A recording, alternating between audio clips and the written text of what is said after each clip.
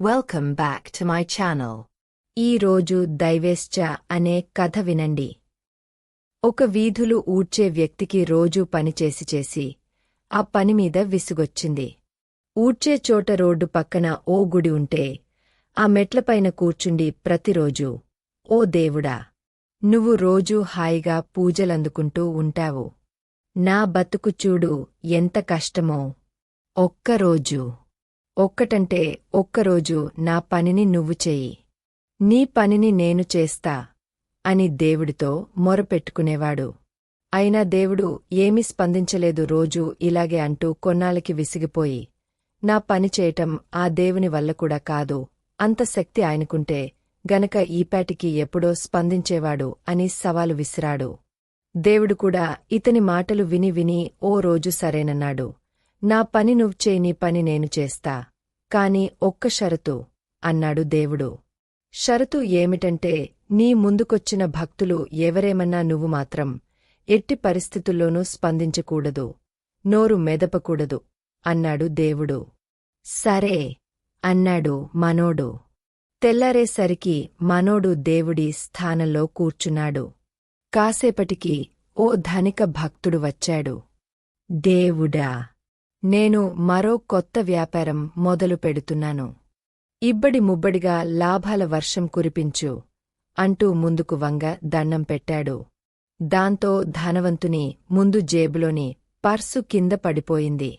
అతను చూడకుండా వెళ్ళిపోయాడు. మనోడు, ఒరేయ్, పర్సు వదిలేశావు, చూసుకోరా అందామనుకున్నాడు. కాని దేవుడు చెప్పింది గుర్తుకు తెచ్చుకుని మౌనంగా ఉండిపోయాడు. ఇంకాసేపటికి ఓ పేదవాడు వచ్చాడు. దేవా, నా దగ్గర ₹1 మాత్రమే ఉంది. అది నీకు సమర్పించుకుంటున్నాను. దయచుడు తండ్రి అంటూ మోకరిల్లాడు. కళ్ళు తెరిచేసరికి డబ్బులతో నిండిన పర్సు కనిపించింది. ఇలా దయ చూపించావా తండ్రి అని ఆ పర్సును తీసుకుని వెళ్ళిపోయాడు. ఒరేయ్ దొంగ, ఆ పర్స్ నీది కాదురా అని అరుద్దామనుకున్నాడు మనోడు. కాని దేవుడు చెప్పింది గుర్తుకొచ్చి ఎలాగోలా తమాయించుకున్నాడు. ఆ తరువాత ఒక నావికుడు వచ్చాడు. దేవుడా, రేపు సముద్ర ప్రయాణముంది. నన్ను చల్లగా కాపాడు స్వామీ అన్నాడు. అంతలోనే ధనిక భక్తుడు పోలీసులతో వచ్చాడు. నా పర్సు ఈ గుడిలోనే పోయింది. నా తరువాత వచ్చింది ఇతడే, కాబట్టి ఇతడే నా పర్సును తీసుకుని ఉంటాడు, పట్టుకోండి అన్నాడు. పోలీసులు అతడిని అరెస్టు చేసి తీసుకెళ్తుంటే మనోడు సహించలేకపోయాడు. ఈ అన్యాయాన్ని ఎలాగైనా ఆపాలనుకున్నాడు. దాంతో ఉండబట్టలేకపోయాడు. దేవుడు పెట్టిన షరతు మర్చిపోయాడు. వెంటనే, ఓరేయ్ ఆగండ్రా, ఈ నావికుడు నిర్దోషి. పర్సు తీసుకున్న అసలు వ్యక్తి ఇంకొకడు. వాడు పేదోడు పర్సును తీసుకెళ్లాడు అని అరిచేశాడు. దేవుడే చెబుతుంటే ఇంకా సాక్ష్యాలెందుకని నావికుడిని వదిలేసి పేదోడిని పట్టుకుని వెళ్ళిపోయారు పోలీసులు. సాయంత్రానికి వీధులు ఊడ్చేవాడు దేవుడి డ్యూటీ నుంచి దిగేశాడు. దేవుడు కూడా వీధులు ఊడ్చే డ్యూటీ నుంచి తన అసలు డ్యూటీకి వచ్చేశాడు. దేవుడా, ఇవ్వాల నేను ఎంత మంచి పని చేశానో తెలుసా?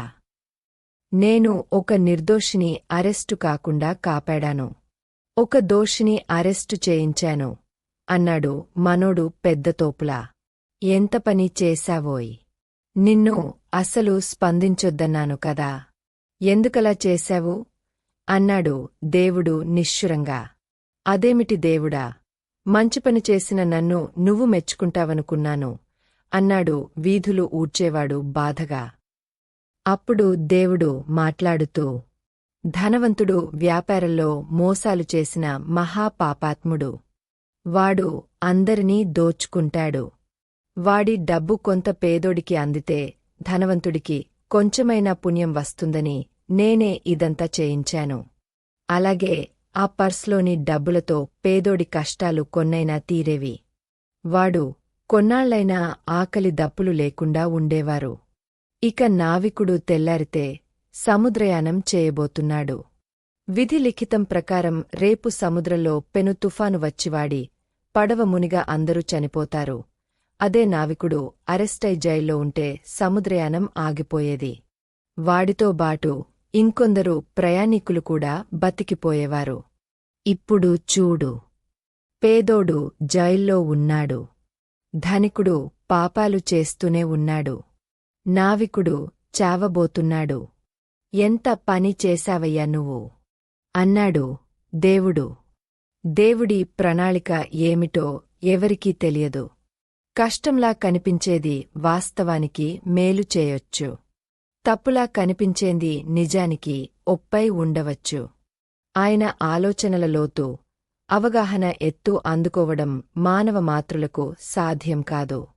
అందుకే ఏది జరిగినా మన మంచికే అనుకుంటూ భారమంతా భగవంతునికే అప్పగించి ఆయన స్మరణలో ఉండాలి అంతే. హరే కృష్ణ హరే కృష్ణ కృష్ణ కృష్ణ హరే హరే హరే రామ రామ రామ హరే హరే. కనీసం 108 సార్లు జపిస్తే ఒక మాల అంటారు. హరే కృష్ణ మంత్రం సదా జపించండి, సంతోషంగా ఉండండి. సర్వం శ్రీకృష్ణార్పణమస్తు. సర్వే జనా సుఖినో భవంతు. లోకా సమస్తా సుఖినో భవంతు. ఓం శాంతి శాంతి శాంతిః. స్వస్తి. Please like, share, subscribe my channel. Thank you for watching.